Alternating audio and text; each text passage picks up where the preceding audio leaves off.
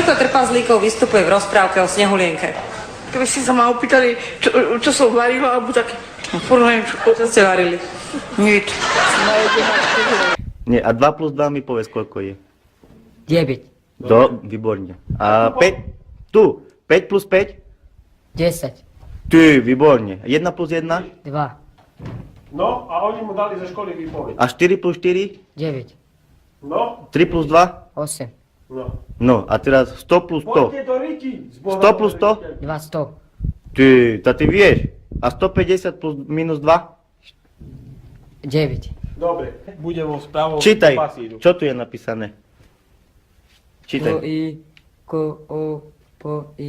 motorku, Jak? motorku, Toto motorko. A toto? A tamto hore? Zidane, No, dobre.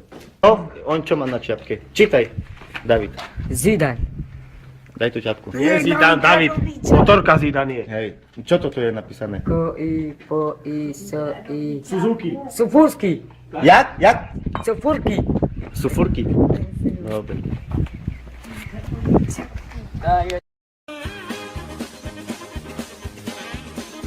Miesto autoumýváreň v Poprade, úloha vydrhnúť štvorkolesového tátoša do čistá.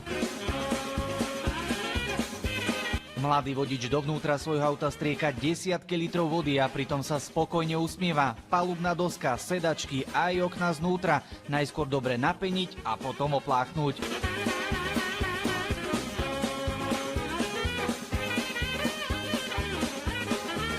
Ako sa mladíci tvárili, keď do premočeného auta nastupovali a došli vôbec domov, tak to už toto video nezachytáva. Skúsime ich preto nájsť. A to je jeho auto? Hej. Majiteľom je Michal z Batizoviec, ako hovorí, nebola v tom žiadna stávka ani žart. Mal som múka psa a smrdelo toto. Tam som musel všetko vystrikať. Ako ste odišli? Tá pekne. Keď ste sadli do auta, zadok nebol mokrý, nohy nečľupkali? Hej, bolo všetko mokré. Po pár kilometroch preto zastavili na benzínke, hodili 50 centov do vysávača a vodu vysali. Pekne štartuje, radio ide. Určite je to nejaké šťastie, že neodpalilo riadiacu jednotku alebo čokoľvek, čo je elektronické. Podľa autora tohto videa mladíkov si nakrúcalo minimálne 12 okolo idúcich vodičov. Zábery začínajú valcovať internet. Toto originál. No. Už keď robil, tak robil riadne. A teraz budete hviezdy. Hej, No. čo zrobím? No a ak bude treba, svoj rázne očistné kúsky si zopakuje. Treba sa starať o auto. Marek Vdenčák, televízia Markíza. Čo tvorí Svätú Trojicu? Čo tam patrí do tej Svätej Trojice? Viete povedať? Áno, ale ja armatúrka stojí na mojich parcelách, aj amfiteátor v Trnovci, aj všetko. Áno, a počkajte. Mohli by ste mi odpovedať na otázku, že A to má 10 miliónový zisk sem. Celá armatúrka stojí na mojich, aby ste vedeli. Tak je to. Tí, čo sú v štrajku, nepracujú. Čo však robí Laci strajk? Laci strajk by mal pravdepodobne podľa toho zamierať sa na základe toho, aby mohol si zamedziť prácu. Na základe toho, keď má možnosti, by mohol pracovať naďalej. A čo by ste Lacimu poradili, teda Laci strajkovi? Lacimu strajkom by som mu odporúčil len to, na základe toho, že ľudia ako vzácni sú, ako samozrejme pozerajú svet ináč, ako sú okolo nich. Na základe toho by som požiadal, akože, aby si zamedzil len to, aby si okolo seba mohol spraviť to vymoženosti medzi ľudí, vzájomných stykov a naďalej. Priniesli 2 pesa a zajacit 4. A už neviem čo. Čo ste s tým robili? Zjedli. Tátam, máme tam tu sednúť. Uši, jak má kon, a červené má oči. A mal taký veľký nos, taký. Rodičia si najprv mysleli, že ide o výmysel. Keď im však syn podrobne opísal to, čo zažil, prestali to brať na ľahkú váhu. Tam tak nám nepatril. Tak nie. Padni domu, tak povedal. Tak ešte skakal a už lecel hore. A už bolo koniec už. Čo si povedal? Co prejdem? Čo si povedal? Čo si povedal? Čo povedal? Ešte raz som dieťa ide za rejiterkou. Vidíš mi na slovo. Tak keď tu sa... Ešte raz som dieťa ide za rejiterkou. Ešte raz som dieťa ide za rejiterkou. Nikto sa ťa nedošlo. Nie, ty rovná sama. Mal svoje celú triečku. Čo chcem urobiť? Mám Čo si mi urobila? Som ťa zobrala za tričko. Ste mi otrávali tričko. Ešte raz? Počúvaj, ty sopliak jeden myštíko!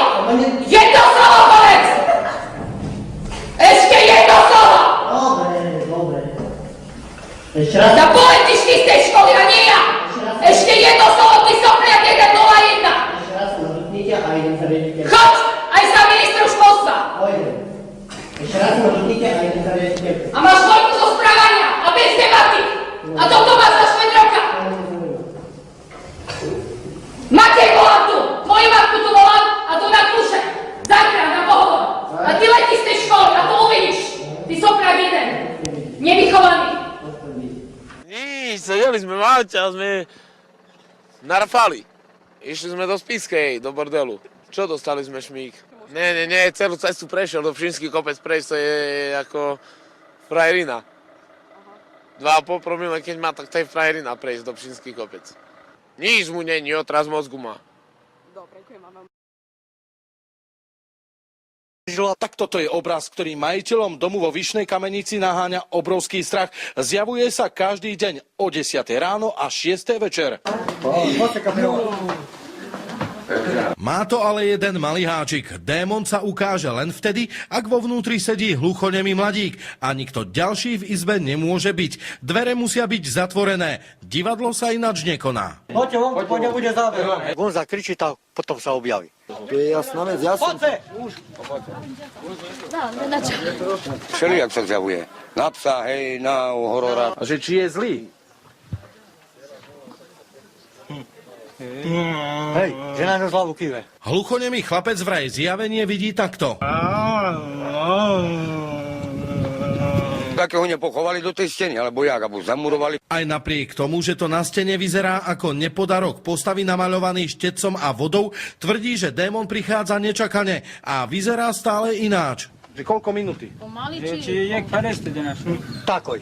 A z dvere na ňo zavre. Má také zuby, že nám niečo spraví. Démon hýbe ušami a vie dokonca aj písať. Do domu sa na omietkový prízrak chodia pozerať desiatky zvedavcov. Som prišla z Košic preto. Rodina Horvátových je presvedčená o tom, že zjavenie je hlasom zo záhrobia a pred útokom diabla ich ochráni cirkev. Chceme, aby to zmizlo. Odpúšťam naše viny, ako my odpúšťame svoje. V izbe sme totiž umiestnili skrytú kameru, o ktorej nevedel nikto. Démon sa vraj zjavoval len hluchonemému mladíkovi a vo vnútri musel byť úplne sám.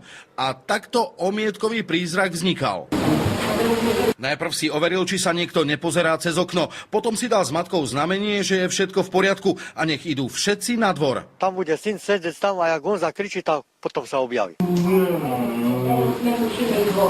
A potom to prichádza. Ide k posteli a spod nej vyberá vodu. Štetec dostáva na stene len tak zabrať. Náradie opäť odloží pod postel a detinská maľba je tak na svete. Potom začne ducha akože privolávať. Nenadaný Picasso zahrá potom pekné divadielko o škrtení a senzácia je na svete. Všelijak sa zjavuje. Na psa, hej, na horora. Z Vyšnej Kamenice, Jozef Kačmári, televízia Joj. Prečo má prísať? Toto sa robí, toto sa nerobí. Pakuj do p***. Pre televíziu Joj, Diana Pavlísová. Ja ti tu zhasnem, okej?